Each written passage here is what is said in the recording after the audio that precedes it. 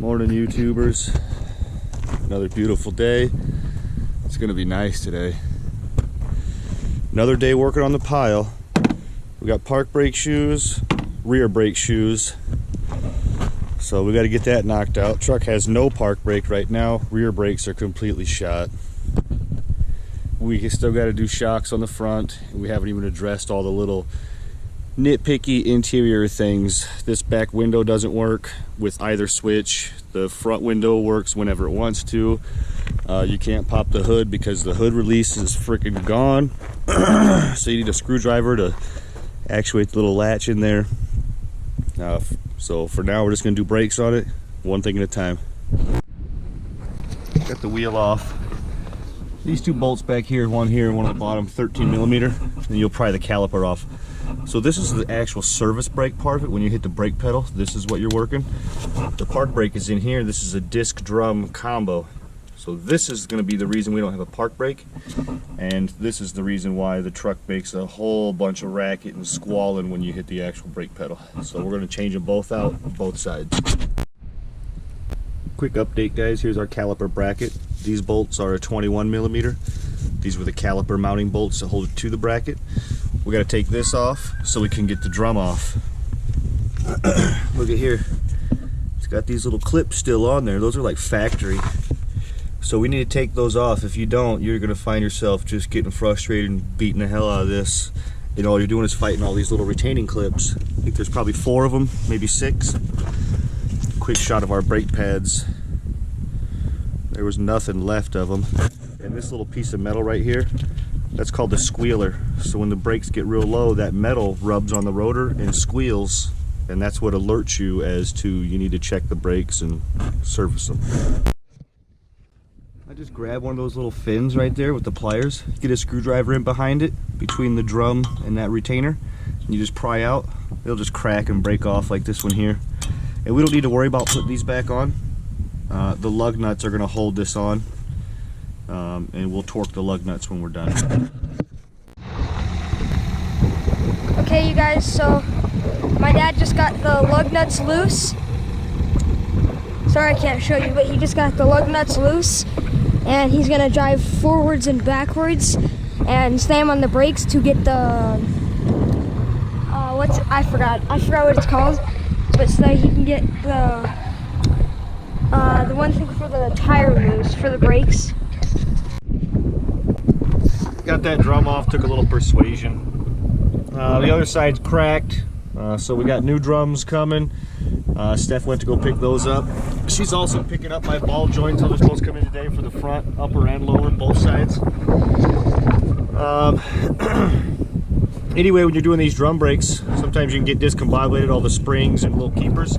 So if that's the case, just work on one side at a time. You can always look at the other side for a template as to how to put the one side back together.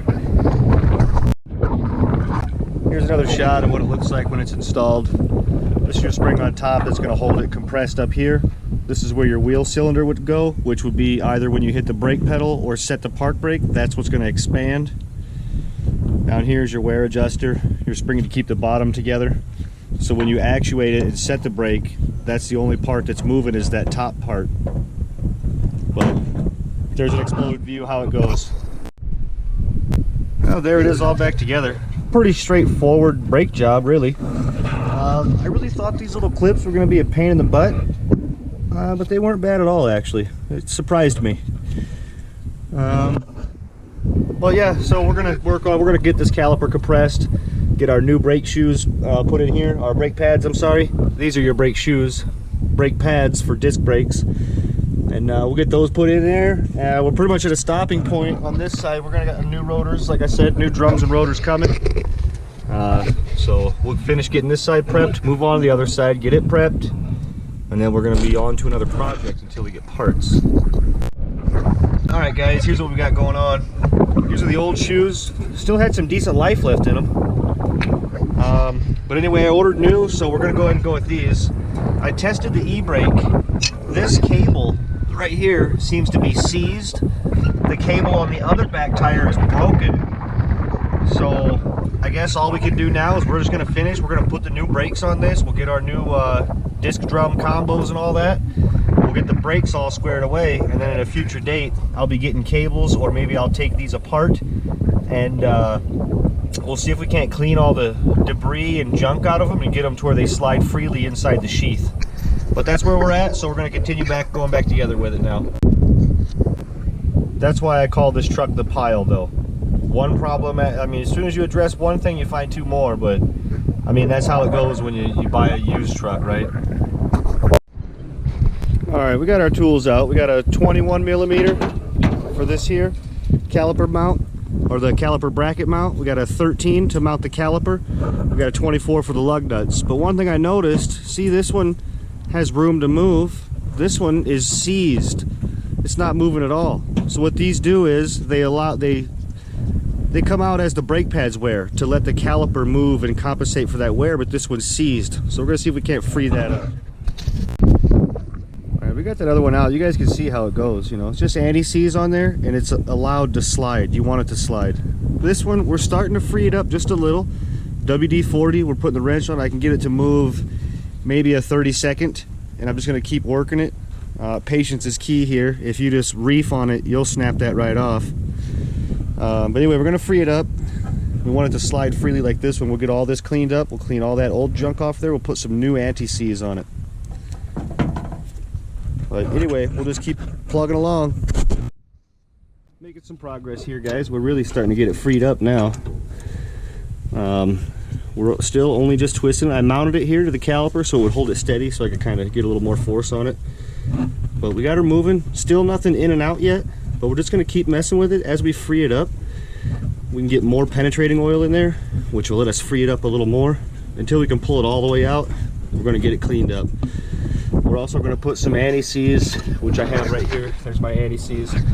We're going to put it on this surface and a little film on this surface here, so when you reinstall the brake drum, hopefully it doesn't rust weld itself on there. I mean, your drums do go through a ton of extreme thermal cycles. I mean, you could have 10-degree ambient temperatures and one long downhill run, your rear brake drum's now hanging out at 600 degrees, you know, and then it's going to cool back down to that ambient eventually. So this is all just going to be in hopes to prevent that in the future. And even if I get rid of this truck, maybe it'll help the next guy. All right, got my daughter helping me. Got those caliper pins freed up. So we're just getting them all cleaned up. Boots are right there. None of the boots are torn, which is good. And we're going to lubricate these with some anti-seize. But before we do that, I don't have any brake parts cleaner. We have starting fluid though. So we're probably just going to spray a little shot into these caliper brackets just to clean any junk out of those, and then anti-seize. This one's all jacked up. It's got some pretty good rust and some scaling on it. So we just chalked it up in a drill. We're going to use this emery cloth, clean that up a little bit before we anti-seize it. Here's after we cleaned it up. Would have liked to have gotten a little more off. This little section was chucked into the drill, so we just had to do that by hand. But still, it's going to be 100 times better than it was. With this one being seized, I almost wonder if this side wasn't contributing very much to braking when you hit the pedal. Just using a Q-tip here, saturated with starting fluid because I got no brake clean. Clean all that junk out of there, as much of it as we can.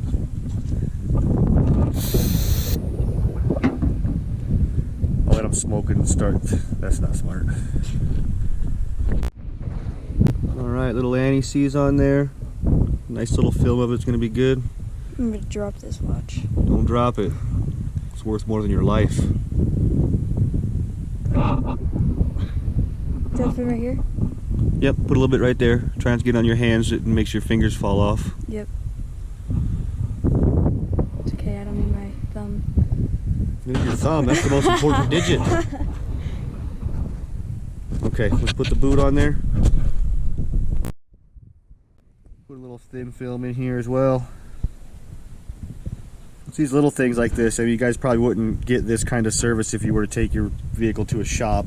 They just smash it apart, smash it together. You have to deal with it later, so it takes 3 minutes worth of time, but it's going to buy us another 10 years of good working brakes. Simple enough. Old brake pad, C-clamp, push those pistons right back in. Perfect. probably just these last couple of threads on these lug nuts. I don't want it all the way out here where it's just getting filled up with dirt and grime. And we'll anti-seize this surface just a little bit. We're ready for our brake rotor. Nice little fill with anti-seize on there. This will just help us out in the future. Or like I said, it'll help the next guy, whoever's doing brakes in the next 10 years. I'm typically all about using the transmission and downshifting, so brakes last me an abnormally long amount of time. Even towing, I'm all about exhaust brake, downshifting, driving defensively, so I really only need my brakes to come to a complete stop. And you are a natural painter, you know that? Yep.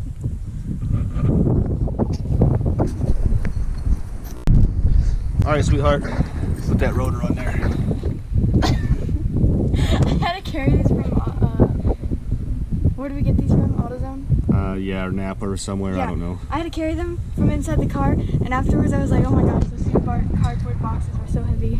Okay, let's put it on there. The viewers are they're growing old right now watching you. I can't.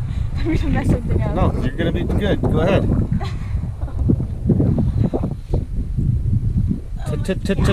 Today, Sonny. I can't. Put it on there. What are you doing? Yeah, it's not happening. I seen you eat brownies that are heavier than that. All right, I'll do it. Ooh, our drum brake is fighting us. Okay, let's pull this off. See what we got going on here. There it is, guys, all buttoned up. We're gonna torque these to 140 foot-pounds, but we need to wait till we get the other side on so we can get it down on the ground. Right now, they're just hand tight. So that's it, man. Hope you guys' brake job goes as smooth as this one did. All right, bud, hit that brake pedal a 3 times real hard. Pump it, let it come all the way up, pump it again. And you're gonna stand on it and hold it. Okay, you ready? Yep. Hold it. All right, sweetheart, let's go. We're torquing these to 75 right now, but then we're gonna go to 140. So let's go, put your wrench on here. We're gonna go, remember, a cross and then an X pattern. This is 75, then we're gonna go 140.